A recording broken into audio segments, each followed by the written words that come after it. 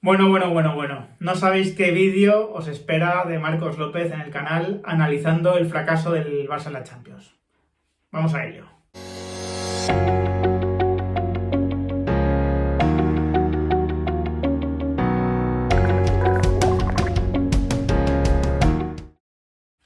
Muy buenas a todos, ¿qué tal? Vídeo de verdad que muy potente con Marcos López, ha quedado muy bien la charla, la verdad. Y como siempre os digo, ¿no? Os recomiendo suscribiros al canal los que todavía no lo estáis, dejad vuestros likes, ¿no? Y disfrutar de este contenido porque Marcos va a hacer un repaso tremendo, ¿no? A lo que es el ADN Barça y a por qué de este fracaso en Europa, ¿no? Este nuevo fracaso. Darle las gracias, como siempre, al restaurante Palermo en Majadahonda por apoyar este contenido. Me dicen que muchos estáis yendo y preguntáis por mí, por cuándo vamos a volver a hacer un directo desde ahí. Pronto yo creo que os podré dar novedades al respecto. Pero nada, que muchísimas gracias como siempre, ya que os dejo la charla con Marcos. Bueno, como os decía y anunciabais ayer durante el directo, estoy aquí con Marcos López. Nos vamos a centrar sobre todo, ¿no? Pues en qué ha pasado para que el Barcelona hoy sea un equipo de Europa League, ¿no? De nuevo, por segunda vez consecutiva. Después ya veremos si hablamos de alguna cosa más, pero lo del Barça yo creo que ya va a dar bastante trabajo a Marcos para analizar un poco las causas, ¿no? De lo que ha pasado. ¿Qué tal, Marcos? Lo primero, saludarte. ¿Qué tal? Muy buenas, un placer estar una vez más contigo, también con toda la audiencia. Dar las gracias por los comentarios, por la interacción, por las visitas, por los likes, por todos. La verdad es que siempre es un placer y me siento muy respetado y a la vez muy motivado para seguir hablando de fútbol, que es realmente lo que nos importa y lo que nos gusta. El vídeo de la semana pasada ya superaba ampliamente las 100.000 visualizaciones y la verdad que yo también os doy las gracias, ¿no? Porque es increíble el apoyo que le prestáis al canal y bueno, y especialmente a estos vídeos con Marcos. Marcos, la cosa se cuenta un poco sola en cuanto a resultado. El Barcelona, después de una inversión millonaria este verano, ¿no? Si juntamos lo de enero y lo de verano, ¿no? Que también estuvo el fichaje de Ferran, pues son 200 millones como poco metidos. Bueno, pues esas palancas que indudablemente, ¿no? Hipotecan, por lo menos en parte, el futuro del Barcelona. Y un equipo que después de todo eso, después de todas las expectativas, vuelve a quedarse fuera de la Champions y se podía haber quedado en el cuarto partido, ¿no? Pero se ha quedado en el quinto, antes de disputar incluso el quinto. No sé por dónde quieres empezar, pero creo que es una gran decepción, como mínimo, ¿no? Es un fracaso, desde luego, lo que le ha ocurrido al Barcelona en la Champions. De decepción en decepción y tiro porque me toca. Quizás te voy a decepcionar por donde voy a empezar el análisis, pero creo que lo más fácil es cambiamos de entrenador, fichamos otros jugadores, estos no son válidos. No, yo creo que hay que ir a la raíz. Cuando tú tienes un problema, tienes que ir al origen, tienes que ir a la raíz y tienes que entender bien el proceso para tomar las decisiones correctas, o por lo menos unas decisiones que te lleven a una estrategia a corto, medio, largo plazo eficaz. Al final, vamos a ir al ADN Barça. Creo que es ahí donde hay que atacar porque es donde está la gran confusión sobre la manera de jugar, el carácter propio y sobre esa especificidad que cree el Barça tener como club y que para mi gusto no es tal. Lo primero, el Barça es un club donde el entrenador tiene más jerarquía o tiene más aureola probablemente que los jugadores y eso no deja de ser un gran problema. Al final, el Barça necesita un entrenador de método. Con el método van cambiando automáticamente sus decisiones sobre los jugadores y los jugadores se tienen que adaptar a la forma de entender de ese entrenador. Otro club totalmente diferente en su metodología es el Real Madrid. El Real Madrid siempre ha sido un club de jugadores. Sí. Entonces, el entrenador nunca ha sido de rango especial, quizás la época de Mourinho, probablemente, pero no más. Y donde al final el éxito, el fracaso, el rendimiento, la exigencia recae sobre los jugadores. Esto es el Real Madrid, tienes que jugar. No Mira, hay fíjate, excusas. perdóname que te corte, pero hablando con Víctor Sánchez del Amo, decía que para él, y es que va en la línea de lo que dices, ¿no? Que para él lo que diferencia al Madrid del Barcelona, lo que más es que el Madrid empodera al jugador desde el principio. Le dice al jugador, tú eres el protagonista y de ti va a depender lo que salga en esta temporada, en este partido. Mientras que el Barcelona lo que hace es empoderar al entrenador. Justo es que me ha sonado, ¿no?, perfectamente a esa expresión que utilizó Víctor conmigo y bueno, es lo que estás explicando un poco, ¿no? Bueno, es clarísimo y evidente. A partir de ahí, vamos al origen y después retomamos esto. El fútbol del Barça es el fútbol del Ajax. Es el fútbol colectivo, donde el que se mueve es el balón, donde la velocidad del fútbol depende de la velocidad del balón y no del futbolista. Todos recordaremos, y los más jóvenes lo pueden ver, final del Mundial del 74, primera jugada del partido, la naranja mecánica, el Holanda, que venía de un Ajax que llevaba 3 Copas de Europa seguidas ganadas, se empiezan a combinar la pelota, pam, pam, pam, pam, pam, acaba todo en un cambio de ritmo de Cruyff, creo, en el área, penalti. Empiezan ganando la final sin que Alemania, la de Beckenbauer y compañía, toque la pelota y jugando en casa. Ese es el fútbol realmente de la excelencia de los 11, donde es un fútbol, por así decirlo, comunista, porque al final son todos muy importantes. Si tú tienes un jugador que no da bien un pase, tienes un problema. Bien, este fútbol del Ajax llega de una manera o de otra en el 88 al Barça. Era un Barça en crisis, era un Barça que venía de Terry Venables, que después Luis Aragonés, que Núñez tenía muchas dudas, habían fichado a Maradona, no había salido bien, después llega Terry Venables, gana ligas con Schuster y con Archibald, Schuster se marcha en un taxi antes de acabar la final de Sevilla. Bueno, era un Barça que tenía esas urgencias históricas que decía Menotti. No ganaba la Champions, se le daba más o menos bien la Recopa y en Liga ganaba una cada década. Entonces, el fútbol español tenía un fútbol de referencia que era el Madrid de la Quinta del Buitre. Sí. Ese Madrid jugaba muy bien al fútbol, Butragueño se caía entre líneas, tenían un 9 goleador como era Hugo Sánchez, Michel desbordada por banda, la otra era de Gordillo, Rafa Martín Vázquez jugaba con el exterior por dentro. Bueno, era un fútbol de calidad, con buenas salidas desde atrás. Sanchís rompía un poco los tópicos de lo que era un central duro de pegada. Schuster acabó con Tosak un poco más adelante jugando de líbero para sacar la pelota. Lo que sea, era un fútbol que el Madrid de la Quinta no conseguía la Champions, estaba cerca, el año del PSV estuvo muy cerca, que siempre le tocaban los rivales más complicados, pero que el Barça no conseguía competir. Entonces, Cruyff, que era muy listo, una persona de referencia en el fútbol, cambió el paso. Ahí el fútbol moderno surge ahí, por dos vías. Una, el Milan de Sacchi y por otro lado, el Barça de Cruyff. Que el Barça de Cruyff no dejaba de ser lo que era Laureano Ruiz antes, lo que era Rinus Michels. Y también lo vimos antes de Sacchi, pues había ese estándar de Lieja que salía al fuera de juego, había cosas, pero ellos dos son los dos que cambian el fútbol. Era un fútbol que, quitando los equipos de etiqueta como el Madrid de la Quinta, los centrales eran duros, pegaban más que tocaban la pelota. Lo que se imponía era el despeje orientado. Sí. Se jugaba en largo, había barro en los campos. Jugar de local marcaba muchas diferencias sobre jugar de visitante. Los jugadores que pegaban se metían encima de los jugadores técnicos porque encima de darles un buen leñazo en el tobillo, de partirles la pierna, les decían que se dejasen de tirar y se encaraban. Sí. Veíamos Italia 90 a Rijkaard con Boller tirándose escupitajos. Veíamos bengalas, veíamos violencia en las gradas, era otro fútbol. Entonces ahí, ¿qué dice Cruyff? Dice, estoy en el Barça, no puedo ganar, ¿yo qué burra tengo que vender? Bueno, pues voy a vender la de que somos los que mejor jugamos. ¿Cómo lo hago? Es incuantificable. ¿Cómo juego yo mejor que los demás? No, nosotros jugamos, tenemos 3 centrales, solo salimos con 3 defensas. Cuando me veo en apuros pongo a Eusebio de lateral derecho, Goicoechea de lateral izquierdo, encima Rizo el Rizo.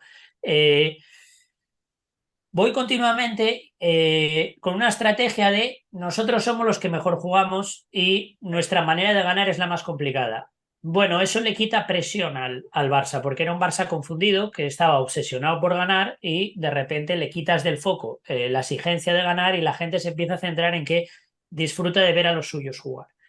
Esto es un rollo el que te estoy contando, pero creo que es importante para entender el momento actual.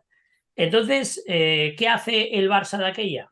Dice, los mejores jugadores los tiene el Madrid. Yo vengo del motín del Esperia y lo que hago es fichar a todos los buenos de menos de 24 años. Entonces hacen una batida, gastan un montón de millones de aquella, de pesetas, en fichar a todos los jóvenes que se movían, que podían tener potencial. A todos, absolutamente a todos. Dice, bueno, si ficho a 15 me van a salir 7 8 bien. Entonces, bueno, pues se ficha del Athletic a Valverde, creo recordar, de Osasuna a Unzué y a Goicoechea, no, Valverde viene con Soler del Español, del Atlético de Madrid viene igual Juan Carlos que estaba en el Valladolid, no sé, me estoy No sé liando, si Salinas ya estaba por ahí. Eusebio, Julio Salinas, de la Real Recarte, Vaquero, Begiristain, bueno, al final llegan un montón de jugadores. Entonces, cuando ya tienen la base, dicen, bueno, ahora vamos a fichar a los mejores extranjeros. Entonces tenemos que fichar los que no están precisamente en el Milan, en el Madrid y por ahí. Voy a fichar a los tres que pueda. Fichan al tres que son muy buenos. Bueno, de repente, el Barça empieza a funcionar porque cuando el Madrid va a fichar porque los suyos son veteranos, ya no quedan jugadores en el talón de abajo.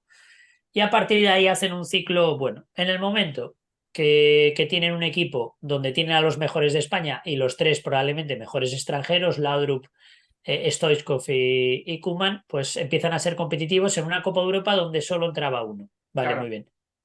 Vale, pues ya está, consiguen ganar. Bien.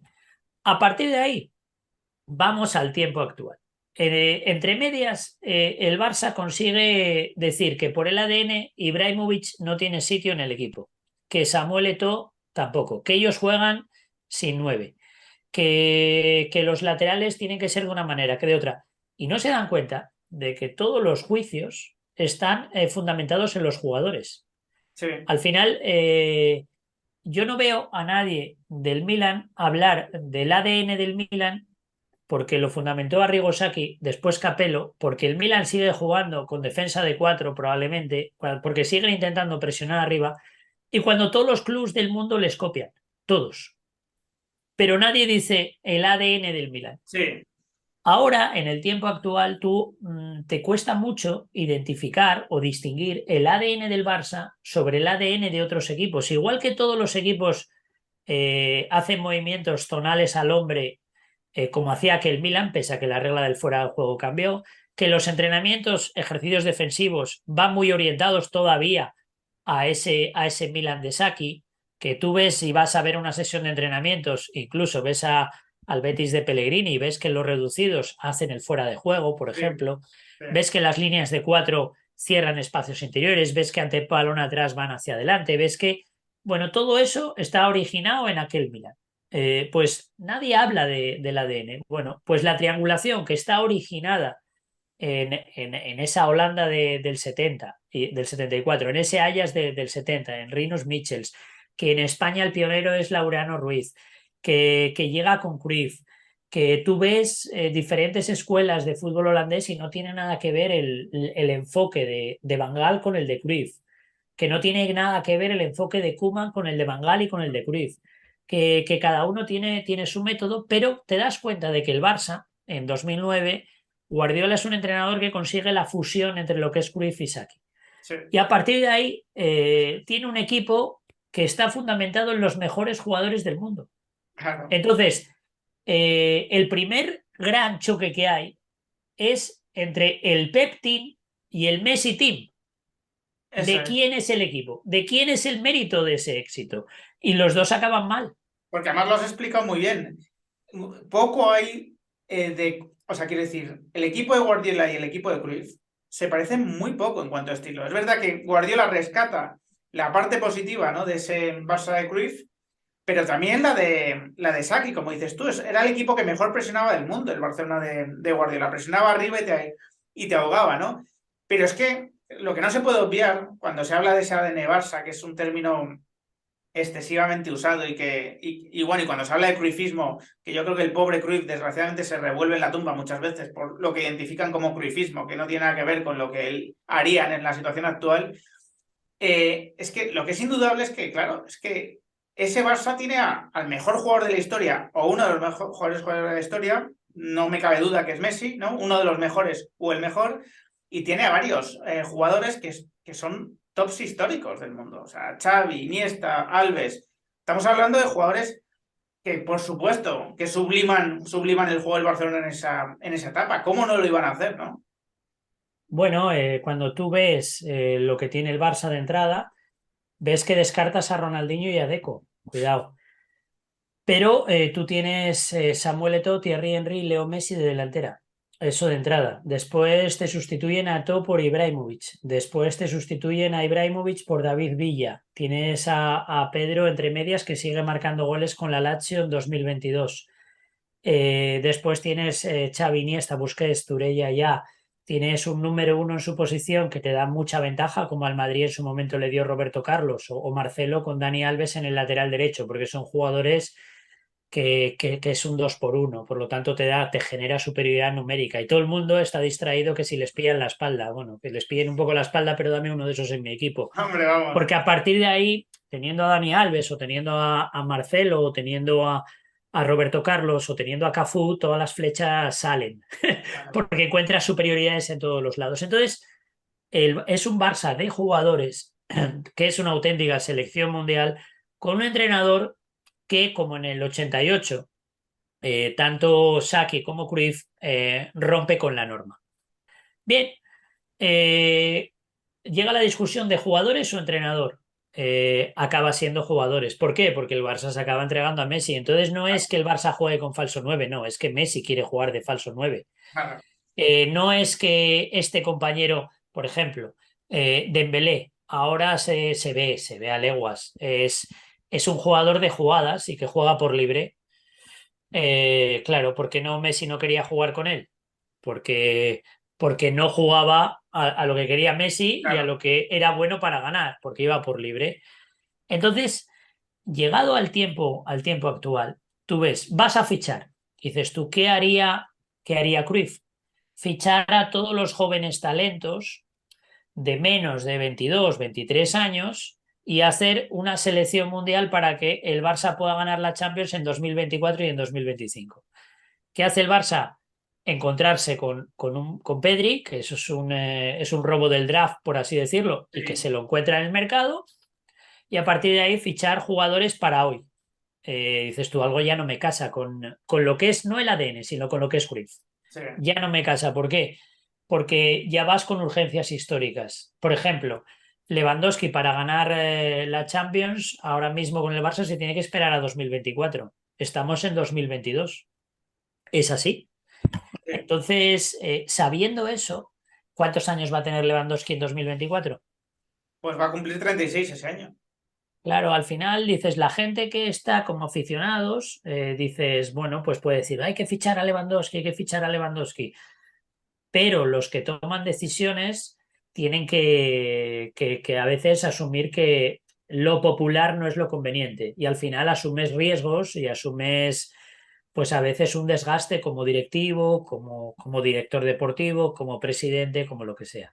Por ejemplo, tú vas ahora mismo y ves que el Barça está empeñado en cambiarle la manera de jugar a Frenkie de Jong.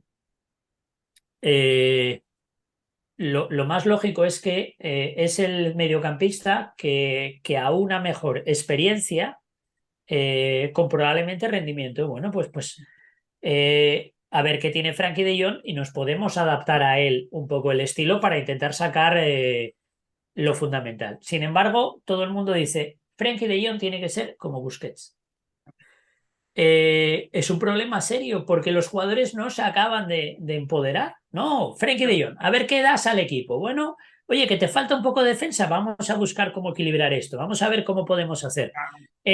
Pero Frenkie de Jong, ¿por qué Frenkie de Jong? Porque acabas de hacer una inversión en él hace 2, 3 años muy potente, porque tiene un salario muy alto y porque es un jugador que tiene la obligación de ser estrella.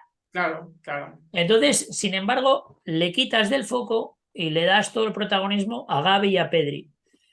Creo que es meterle mucha presión a Gavi y a Pedri, muchísima. Creo que es acelerar mucho los procesos y después que el negocio, lo virtuoso, lo económico con lo deportivo no acaba de casar porque son muchos millones en salarios que se te van escapando y jugadores que en lugar de subir de valor, te bajan de valor. Otro, más allá de hacia dónde hay que fichar, bueno, pues Cruyff lo que hizo fue fichar a todos los jóvenes con Núñez, ficharon a todos los jóvenes y dijeron vamos a limpiar el fútbol español y todos van a ser del Barça. A partir de ahí, cuando los del Madrid se hagan mayores, llegamos nosotros y vamos a tener 4 o 5 años hasta que el Madrid se reconstruya. Bien, ¿eso lo hace el Barça ahora? No. El otro punto, a eso, ¿qué le tienes que aderezar? El fichaje de un jugador estrella, uno que haga circular el modelo de negocio, uno que te traiga patrocinadores, seguidores, uno que te haga crecer, que todo el mundo quiera ver sus partidos. El Barça lo hace en 2003 con Ronaldinho. Sí. El fútbol no deja de tener ese punto. Mira, ayer el Atlético de Madrid, cuando el fútbol no quiere, no quiere. En la Claro. última jugada es increíble, es absolutamente desastrosa para el Atlético de Madrid, peor, imposible, y no tenía por qué ser así. Un penalti, tienes un porcentaje muy alto de marcarlo, el rechace, remate de cabeza, frontal, sin portero, tirado en el suelo, bueno, tiene que entrar, da en el larguero y después la tercera jugada, vaya, le da justo el que tira el penalti. Entonces dices tú, es de locos. ¿Por qué? La magia del fútbol es esa. Cuando no quiere, no quiere. Y después el fútbol tiene sus casualidades y sus momentos. Y ahí hay que tener, pum, un poquito de suerte. El Barça en 2003 ficha a Ronaldinho. La duda dentro era si Bril Cissé o Ronaldinho. Y la gente quería si Bril Cissé. Porque ¿Qué metía más. hubiese, qué hubiese pasado con ese Barça de Sibril Cissé? Pues no lo sé, probablemente no hubiese llegado. Llegó Ronaldinho, que probablemente le pasó un poco como a Mbappé, que no quiso esperar al Madrid porque no tenía hueco, porque había demasiado galáctico, probablemente. Que lo de David Beckham fue una cortina de humo, ya se sabe 20 años después. Pero llega Ronaldinho, ¿vale? Tú vas el primer día que presentan a Lewandowski y tú ves el fotocall y ves publicidad institucional de Cataluña, ves Spotify y nada más. Es un buen Dices, detalle. Es un buen detalle. dices, claro, por ejemplo, cuando tú coges y lees un periódico, tú ves la publicidad que tienen las páginas y sabes si ese periódico funciona o no. Claro, claro. Si es publicidad propia del periódico, si ves que es publicidad institucional, si ves, uy, mal, mal, mal, esto, Esto no lo esto está no comprando. cuadra. No lo está comprando Entonces, nadie. entonces, claro, tú cuando presentas a Lewandowski te das cuenta de que sí, es muy bueno, buenísimo. Lewandowski les va a asegurar resultados. ¿Por qué? Porque con 0-0 tiene una ocasión en la marca. Eso es muy bueno para el Barça. Bueno, vale, te permite crecer, pero el círculo virtuoso económico no te va a dar un extra. Lewandowski no es un brasileño. Claro. Mm, No es Neymar cuando llegó. No, no es Ronaldinho 2003. Está claro. Claro, o no es Ronaldo Nazario, o no es Cristiano Ronaldo, o, o no es Kylian Mbappé, por así decirlo. Entonces, bueno, vale, dices, vamos al resultado, vale. El resultado es, ¿cómo monto un equipo para ganar? Pues tienes que ir al resultado. Pero, sin embargo, tú explicas el matiz del ADN. No es que tenemos una manera más complicada de ganar, es que a nosotros nos gusta ganar jugando bien. Vale, muy bien. Entonces dices, y ahí te voy a lo del Milan. Todo el mundo, el 80% de los equipos del fútbol moderno copia al Milan de Sacchi en los planteamientos defensivos, en la presión, en la colocación en zona, en los movimientos sin balón defensivos. Bien, muy bien. Pero nadie dice, es que para ser el Milan es que nosotros tenemos que hacer esto muy bien para ganar, si no, no estamos contentos. No. Sin embargo, si tú vas al ADN Barça, si tú coges Cruyff en el 88, ves que todos los equipos defensa de centrales. ¿Cómo eran los centrales? Muy fuertes, 1,90, quizás un poco menos, muy agresivos, muy duros, muy difíciles de pasar, pasa balón o jugador. Los defensas laterales eran gente muy cumplidora, que marcaba bien al hombre. Después, en medio campo siempre había un par de recuperadores, el juego era muy directo, los delanteros tenían que jugar de espaldas. Bueno, que llega Cruyff y pack, pack, pack. Vale, muy bien. En 2022, Ramón, ¿qué equipo conoces que no saque la pelota desde atrás? Claro. ¿Qué equipo conoces que no juegue una buena posesión? Tú coges y todos los equipos del mundo eh, hacen lo que supuestamente es el ADN Barça. Lo que supuestamente Coges, diferencia el Barça, ¿no? O lo que ellos dicen que supuestamente les diferencia. sí, pero eso a día de hoy y de aquella, que fue como una manera de cambiar la mentalidad del Barça, de quitar presión sobre el resultado y la obligación de ganar una Copa de Europa, la obligación de ganar una liga, llevando lo que es el Ajax al Barça. Bueno, y que lo hizo Cruyff para diferenciarse. Al final, tú Ramón, esto lo tiene que saber todo el mundo en su propia experiencia. Tú, para diferenciarte como empresa, no puedes entrar a un sitio donde otros ya están haciendo lo mismo. Claro. O sea, Entonces tú te tienes que diferenciar. Entonces, Cruyff diferencia al Barça. Dice, nosotros vamos a jugar muy bien. Salida de balón.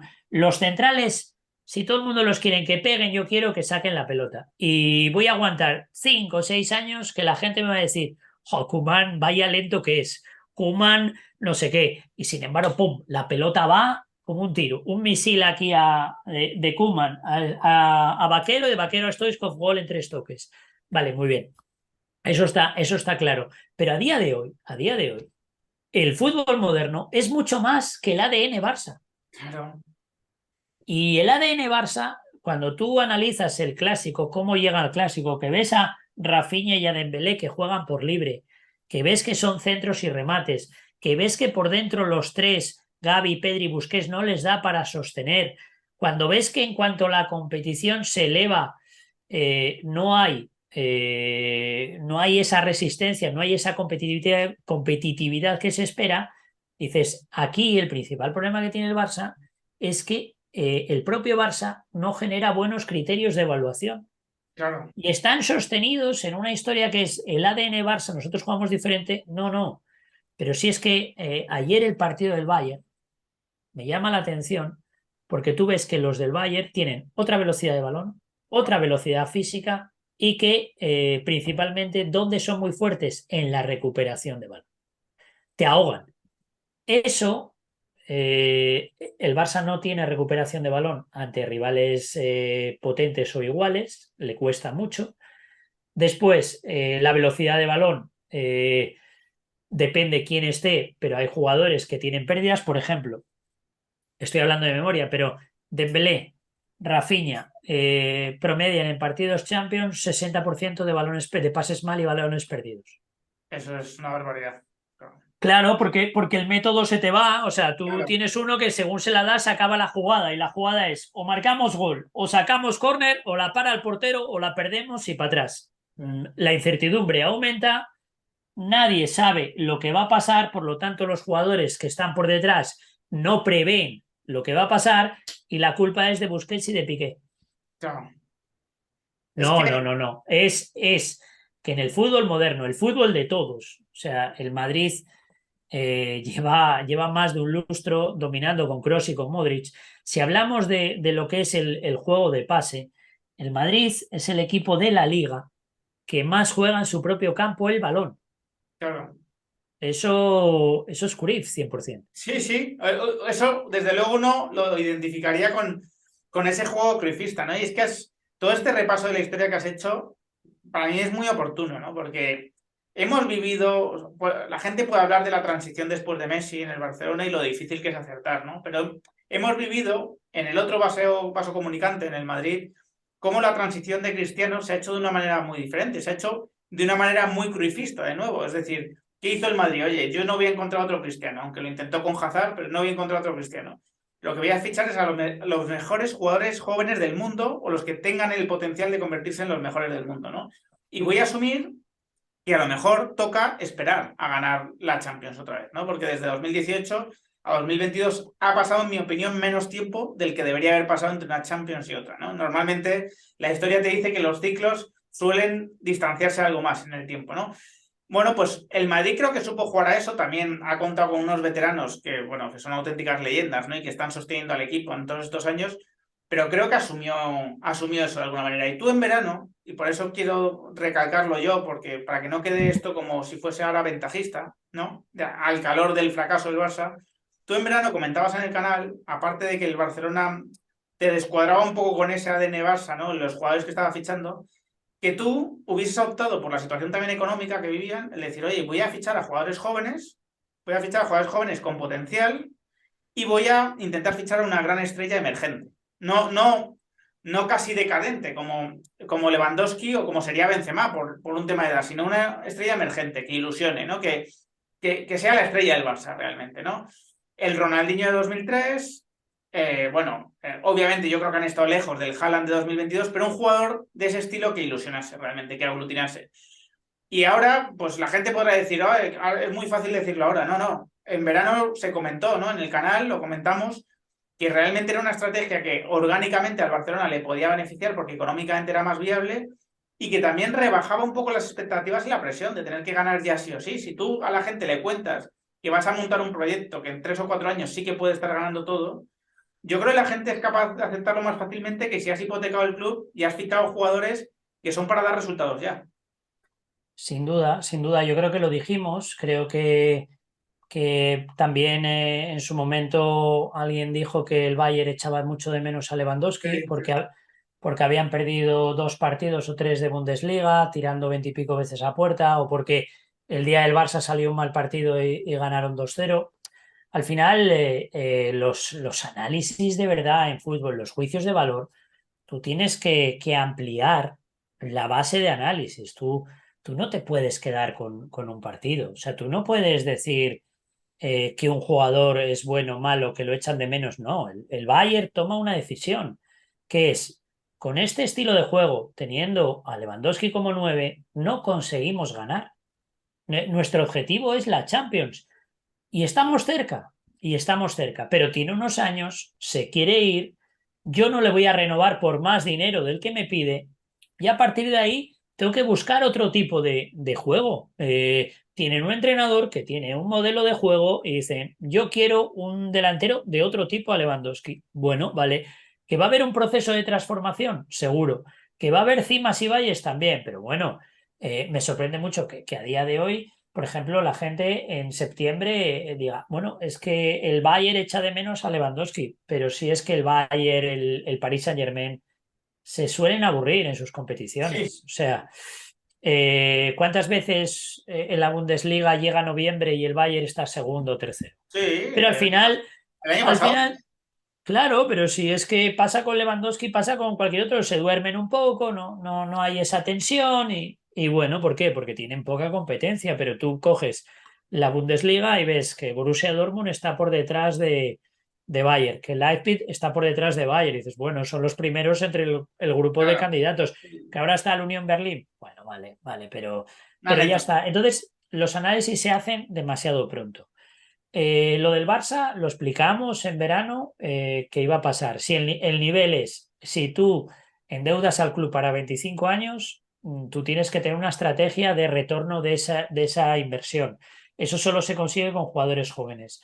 El Chelsea lo hizo en 2018-2019. Fichó a todos los jóvenes, Sí, sí, uno sí. tras otro. Se equivocó con el entrenador, con Lampard, porque los exfutbolistas a nivel táctico y que están empezando les cuesta. Stephen Gerrard, Aston Villa fuera, después de haberlo hecho muy bien en el Rangers. Lampard, bueno, llegó Tuchel, cogió todo el talento, tuvo eso que te decía antes del fútbol, cuando el fútbol no quiere. Bueno, pues cuando el fútbol quiere, como en el Chelsea, de repente tú querías ser campeón de Europa o tener un equipo para ser campeón de Europa en 2023, 2024 y te encuentras que eres campeón de Europa antes de. Claro. Abramovich ya lo hizo cuando llegó al Chelsea, fichó a todos los jóvenes, fichó a muchos de aquel Oporto que campeón, cogió y el Chelsea tuvo un equipo para 10 años de... Es más, yo creo que ganó la Champions cuando ya nadie contaba con esa Sí, Champions del Chelsea. es verdad. Entonces, toda esa estrategia del Barça es la que debería ser. Y después hay otro detalle que a mí, la verdad que me parece injusto, que es los sismos o los adjetivos superlativos acerca de un jugador o de un club. Estamos viviendo un momento que para el aficionado yo creo que es peligroso porque le puede llegar a confundir y creo que cada uno debe tener su propio criterio. Es que los equipos son algo increíble porque ganan un partido, dos partidos, tres partidos. Todo es maravilloso, los jugadores son auténticos números uno. Tú no puedes discutir con nadie si Dembélé es bueno o es malo. Sin embargo, ahora todos le matan y antes todo era increíble. No, no, si sigue siendo el mismo. Sí, Pero si tú tienes ADN Barça, si tú quieres jugar un juego de posesión bueno, si quieres tocar la pelota rápido, si quieres que el fútbol sea colectivo, al final te das cuenta de que ese jugador va a tener difícil encaje, por ejemplo. Pero eso lo explicas en un momento dado, cuando la temporada pasada renueva y cuando dices tú, bueno, pero si solo le marcó gol al Atleti de Bilbao y al Linares. Dices, "Jo, pues difícil. ¿Que tiene todas las condiciones? Todas las del mundo. ¿Que tiene rendimiento? No. claro, No rendimiento acorde con lo que le pagan y con su expectativa, que es, según su entrenador, ser el mejor del mundo en su posición. eso es. A partir de ahí, si no tienes esos criterios, te vas equivocando de manera gradual y después solo empleas la crítica destructiva, que es la crítica fácil, interesada a Busquets, Piqué, Jordi Alba, Frenkie de Jong, al que sea. Y yo, a mí me parece, desde el punto de vista de club, me parece muy injusto jugadores que te hicieron ganar tanto que tengan que pasar esos malos momentos. Puede ser que no sean buenos, puede ser que en lo económico, pero alguien les firmó los contratos, pero mezclas el batiburrillo y Y, dices tú, el club es de entrenador, es de Xavi, pero y sin embargo, cada vez que hay algo malo va para los jugadores. Eh, ahí yo creo que empieza a Te quiero haber hacer una las pregunta, rupturas. Marcos, porque tú has Dime. pisado vestuarios, ¿vale? Y conoces el fútbol por dentro. Eso en un vestuario, cuando ven que la diana siempre son determinados jugadores que además le han dado tantos títulos al club o tanta gloria, ¿no? Eso a nivel de vestuario puede afectar al final a nivel de rendimiento deportivo. Es decir, que vean que la diana siempre está sobre los mismos, que nunca está sobre el entrenador y que muchas veces es injusto porque es todo el equipo el que está mal, pero solo se señala a unos pocos, por además temas económicos y temas de sus contratos. Eso tiene que poder afectar, ¿no? De alguna manera al rendimiento, decir, oye, esto no es justo, ¿no? De alguna manera. Bueno, claro, porque cuando las barbas de tu Claro, vecino veas arder, pues las tuyas a remojar. Yo creo que no es así, yo creo que lo acabo de decir mal, pero se pero entiende, se entiende. Pero se entiende. Entonces, sí, sí, claro, claro, porque además son jugadores que le dieron mucho al club y que hay que. La decisión más difícil que hay en un club es cómo deben de salir los jugadores que le dieron mucho al club. Y creo que ahí hay que tener especial mano izquierda, tener mucha calidad en la toma de decisiones y en los procesos, porque son situaciones conflictivas porque el jugador nunca se ve que no tiene el Claro. rendimiento que tenía antaño, siempre se ve con opciones de poder jugar y hay que hacerlo muy bien para no desgastar esa imagen, para que sean siempre un valor para el club, es complicado. Después hay una realidad que es la realidad competitiva. El Barça de Xavi en Champions y en Europa League, de todos los partidos jugados en el Camp Nou, creo recordar Bayern, Inter, Benfica, Vitoria Pilsen, Eintracht de Frankfurt Europa League, Nápoles y Galatasaray, son 7 partidos en casa, en el Camp Nou, y solo ha ganado al Victoria Pilsen. Está claro que el tema no es un jugador, el tema no es ADN, el tema es de fútbol, de juego, y es una cosa que ha estado ahí durante el último año y que se ha ido enmascarando y que eso al final yo creo que solo perjudica al propio Barça. El no tener un análisis certero, un criterio, una estrategia y el saber hacia dónde va. Pero me da la sensación de que lo primero, hablar de ADN o de que el Barça tiene que jugar de una manera diferente a los demás para diferenciarse y eso lo hace más difícil, creo que es un error en tiempo actual, porque todos los equipos que saben jugar bien al fútbol, todos triunfan y los que no tienen un método, Barça probablemente, centro, remates, tal cual, Manchester United, algún otro, están perdidos en el limbo, no saben a lo que juegan, pero el resto juegan todos un fútbol moderno. Y después a mí me da la sensación de que los jugadores no tienen la responsabilidad y no se les da el espacio de un deporte que no nos olvidemos es para los jugadores y de los futbolistas. Pues oye, Marcos, muchísimas gracias. Lo vamos a dejar aquí, que se nos acaba justo el tiempo. Pero vamos, yo creo que le va a encantar a la gente este vídeo y te lo vuelvo a agradecer como siempre. Y la semana que viene ya pensamos otro tema. Un abrazo enorme. Chao, chao, un abrazo.